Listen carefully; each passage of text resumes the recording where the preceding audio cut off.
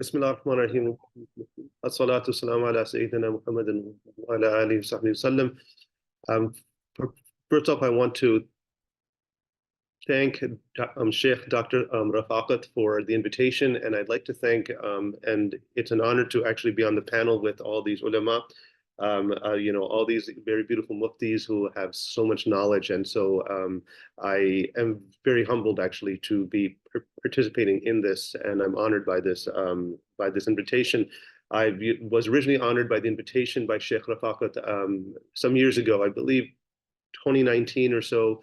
There was an international Islamic medical conference in Canada, aligned with the RIS, where I spoke about I gave a talk on towards a spirituality integrated healthcare model for modern medicine. And Sheikh Dr. Rafaqat was very happy with that talk and urged me to help teach a course on some kind of Islamic wellness, as that had played a role to some extent in my medical practice and in my life.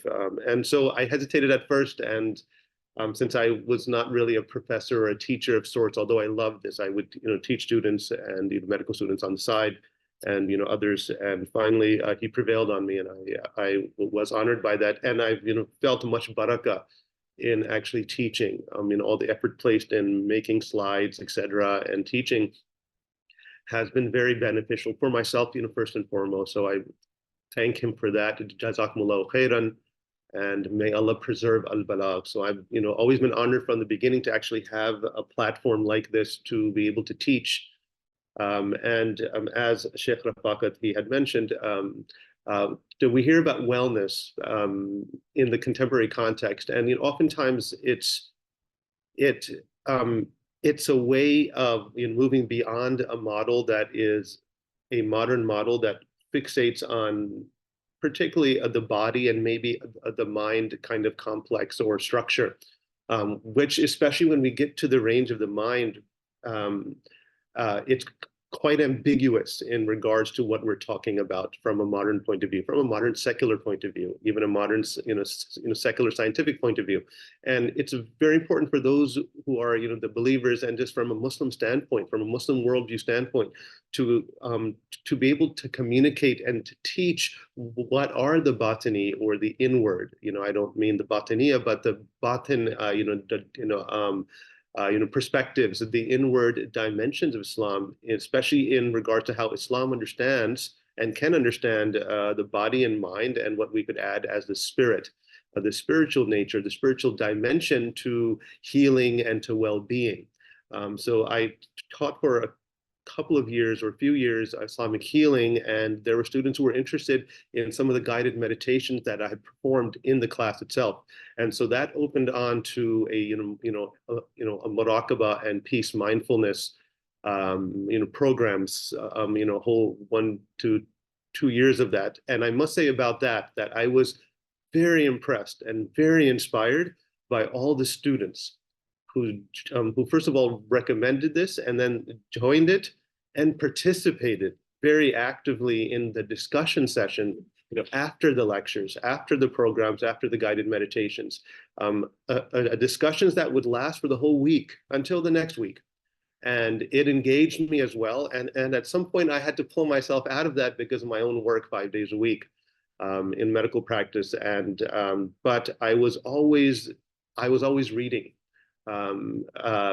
the follow-up comments, questions, and really inspired by the engagement that students had with the course itself and how they were applying it. And so, in consonance with the hadith that the Mufti Saab had mentioned about the fertile soil, especially that category of those who benefit from knowledge, from sacred knowledge.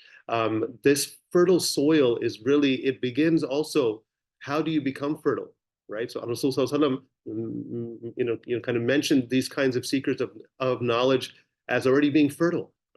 First and foremost is intention, is the intention of sincerity and humility to actually perceive, and the need, the sense of need of receiving this knowledge. One added dimension, and the whole point of this is that these soils, or these types of soils, can be seen as the inner dimension of the student who's seeking sacred knowledge. And so courses like Muraqabah and peace mindfulness are a beautiful segue into Islam's inner dimensions and the preparation of the soil for sacred knowledge, for that which is received from above, from the heavens, in regards to rain, in regards to the divine mercy that is Sharia. And so it's a beautiful segue into understanding and appreciating this. On an outer level, many human beings, non-Muslims alike, are seeking some kind of peace mindfulness. And there's so much agitation in the world, as we all know, mind agitation also, but especially for the believers. We have the barakah and the tawfiq of our knowledge, of our guidance, of our way, of the way of the Rasul sallallahu alaihi wasallam, but how to internalize this, how to make ourselves more receptive on a heart and mind and heart level, not just mindfulness, but heartfulness, how to be much more receptive.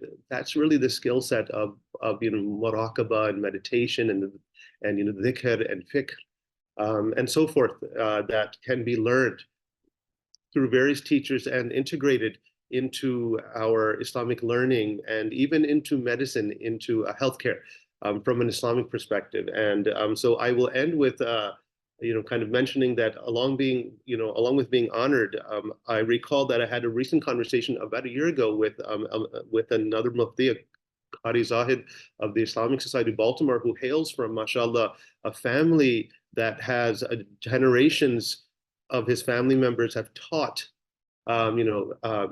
many Muslims around the world Quran, hifz, even to the point that they were famous in Saudi Arabia, actually, in the Hijaz for teaching their Pakistani family. He moved here with his brother some years ago, about 15 years ago. And I recall we were having a conversation where he said, SubhanAllah, Hasan, I have this challenge nowadays that the children who are learning hifz are much more fidgety, and I have a harder time relaxing them and allowing them to focus than I did 10 years ago. And he said that this is a challenge of mine, because I asked him specifically, are there any new challenges that you are facing with your youth, with young students, even older students who are learning hifz? And he mentioned this, and then I immediately said, maybe you need to teach them, some muraqabah. Maybe have them sit for 10 minutes, become aware of the blessing of the breath, connect this to the dhikr of Allah subhanahu wa ta'ala, and then begin your classes. And he felt that this was an amazing idea. And he has reported success in this. And so the muraqabah, in particular, can be helpful to many kinds of seekers and many human beings in various ways. And so again, I am honored to be a part of this. Congratulations to all the students who are graduating. Barakallahu feekum wa jazakumullahu khairan.